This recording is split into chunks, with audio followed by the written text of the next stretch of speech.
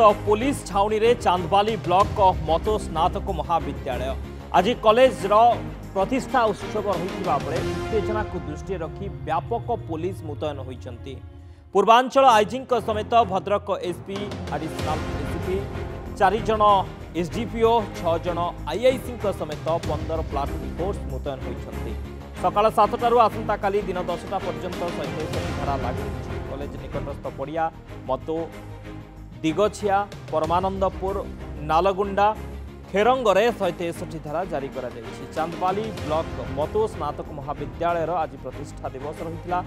तेबे अतिथि चयन को नहीं विवादीय परिस्थिति सृष्टि होता। उत्सव पर बंटा जाइतिबा निमंत्रण पत्र में स्थानीय बीजेडी विधायक बेमकेश राय को अतिथि तालिकार बाद दि जाइतिला। राज्य बीजेपी सभापति मनमोहन सामल, भद्रक सांसद अभिमन्यु सेठी एवं अन्य बीजेपी नेता निमंत्रण करा जाइतिला, जहाकु नहीं छात्र छात्री और अंचलवासी मध्य असंतोष देखा देइतिला। निर्दिष्ट राजनैतिक दलर लोकंकु केवल अतिथि भाव निमंत्रण करा जाइतिबारु विवाद बढ़िथिला। यार पुनर्विचार करने को अगस्ट 30 रे छात्र छात्री माने कॉलेज अध्यक्ष को लिखित भाव जणाइथिले, किंतु अतिथि तालिका बदलाई हेबो नाही बोली छात्र छात्री को रोकठोक कहिथिले कॉलेज अध्यक्ष। घटना को नहीं बीजेडी और बीजेपी मध्य कथा कटाकटी होइथिला। कहा चापरे विधायकों को बाद देई गोटे निर्दिष्ट राजनैतिक दलर लोकों को अतिथि करागला से नहीं प्रश्न उठिथिला। एणु आईन श्रृंखला स्थिति को दृष्टि रखी जिला प्रशासन 163 धारा जारी करिछि। शरद पंडा चांदबाली रिपोर्टर फोन लाइन रही। शरद, केमती रही वर्तमान स्थिति?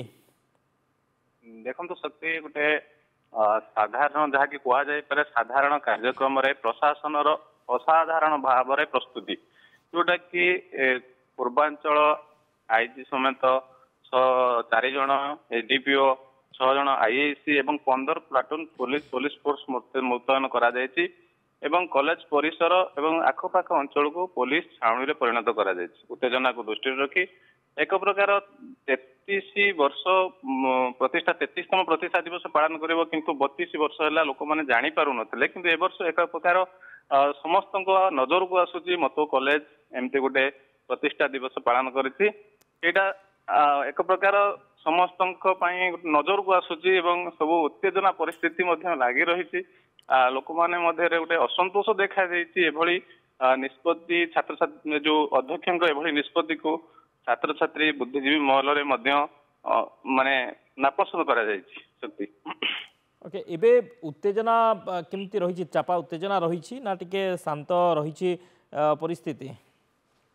उत्तेजना तो निश्चित भाव रही, किंतु पुलिस ताको सजग रही। पुलिस प्रशासन एवं पूरा छक छकरे सबू पूरा पुलिस छाउणी हो जाए समस्ते 4 जनरू अधिक लोक एकाठी ही पारे। पुलिस समस्त को बारण करुच्ची पूरा शांत परिस्थिति कर रखी, किंतु चापा उत्तेजना जो 163 जी जगार लगी पूर्वर अन्य जगह मानक चापा उत्तेजना रही, असंतोष रही।